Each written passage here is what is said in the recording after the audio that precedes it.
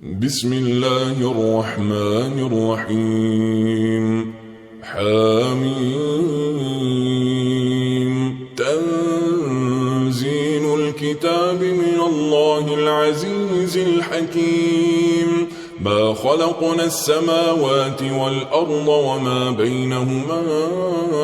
إلا بالحق وأجل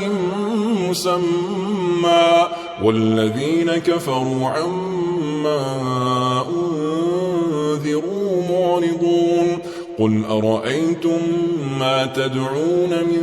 دون الله أروني ماذا خلقوا من الأرض أم لهم شرك في السماوات ائتوني بكتاب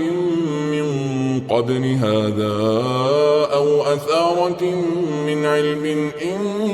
كنتم صادقين. ومن أضل ممن يدعو من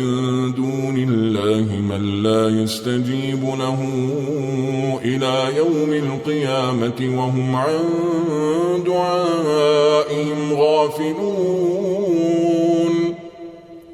وإذا حشر الناس كانوا لهم أعداء وكانوا بعبادتهم كافرين. وإذا تتلى عليهم آياتنا بينات قال الذين كفروا للحق لما جاءهم هذا سحر مبين أم يقولون افتراه قل إن افتريته فلا تملكون لي من الله شيئا هو أعلم بما تفيضون فيه كفى به شهيدا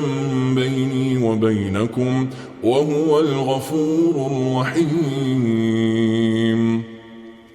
قل ما كنت بدعا من الرسل وما أدري ما يفعل به ولا بكم إن أتبع إلا ما يوحى إلي وما أنا إلا نذير مبين. قل أرأيتم إن كان من عند الله وكفرتم به وشهد شاهد من بني إسرائيل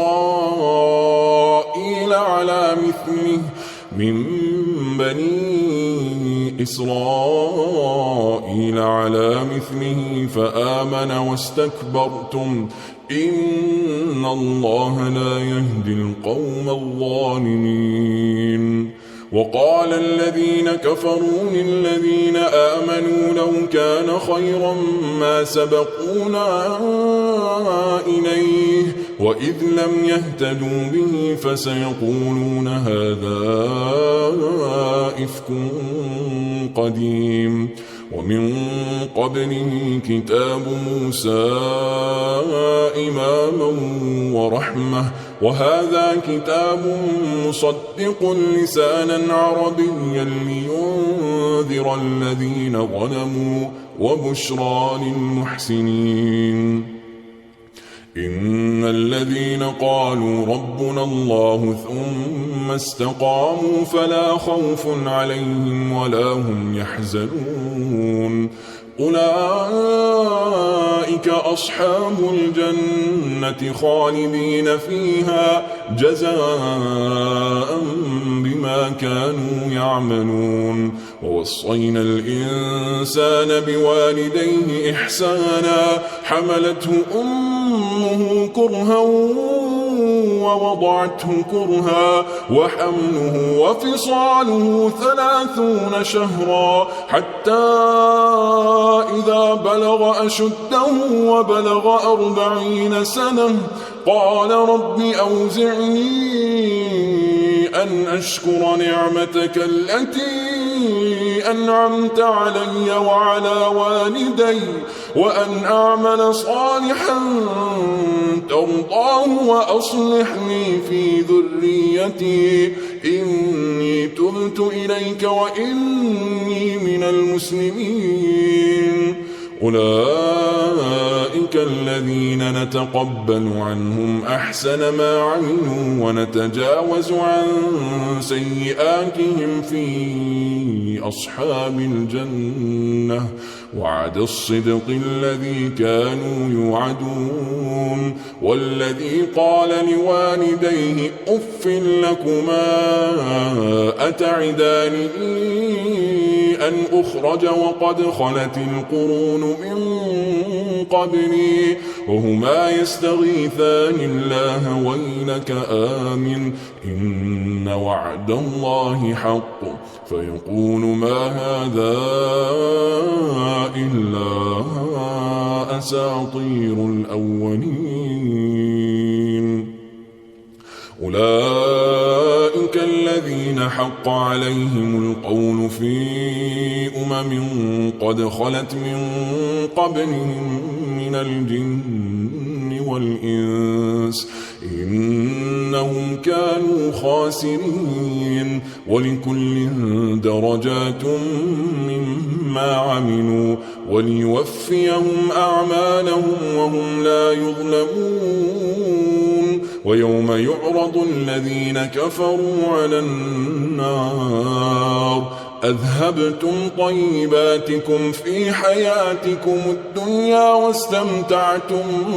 بها فاليوم تجزون عذاب الهون بما كنتم تستكبرون في الأرض بغير الحق وبما كنتم تفسقون واذكر أخا عاد إذ أنذر قومه بالأحقاف وقد خلت النذر من بين يديه ومن خلفه ألا تعبدوا إلا الله إني أخاف عليكم عذاب يوم عظيم قالوا أجئتنا لتأفكنا عن آلهتنا فأتنا بما تعدنا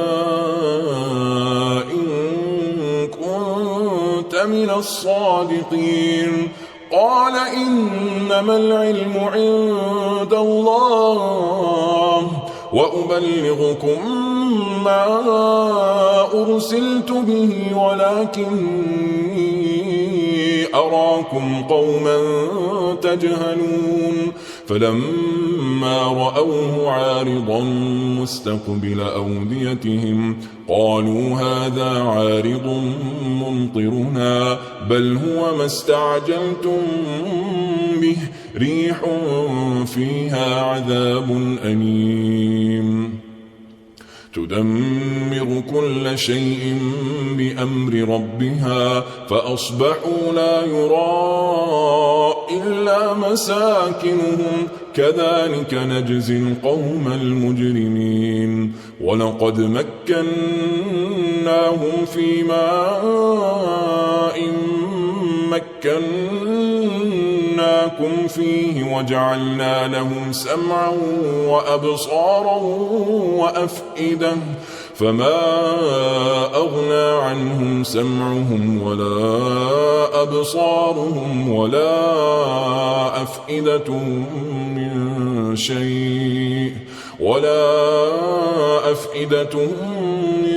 شيء إذ كانوا يجحدون بآيات الله وحاق بهم ما كانوا به يستهزئون ولقد أهلكنا ما حولكم من القرى وصرفنا الآيات لعلهم يرجعون فلولا نصرهم الذين اتخذوا من دون الله قربانا آلهة بل ضلوا عنهم وذلك إفكهم وما كانوا يفترون وإذ صرفنا إليك نفرا من الجن يستمعون القرآن فلما حضروه قالوا أنصتوا فلما قضي ولوا إلى قومهم منذرين قالوا يا قومنا إنا إنا سمعنا كتابا أنزل من بعد موسى مصدقا لما بين يديه يهدي إلى الحق وإلى طريق مستقيم يا قومنا أجيبوا داعي الله وآمنوا به يغفر لكم من ذنوبكم ويجركم من عذاب أليم ومن لا يجب داعي الله فليس بمعجز في الأرض وليس له من دونه أولياء أولئك في ضلال مبين أولم يروا أن الله الذي خلق السماوات والأرض ولم يعي بخلقهن بقادر على أن يحيي الموتى بلى إنه على كل شيء قدير ويوم يعرض الذين كفروا على النار أليس هذا بالحق قالوا بلى وربنا قال فذوقوا العذاب بما كنتم تكفرون فاصبر كما صبر أولو العزم من الرسل ولا تستعجل لهم كأنهم يوم يرون ما يوعدون لم يلبثوا إلا ساعة من نهار بلاغ فهل يهلك إلا القوم الفاسقون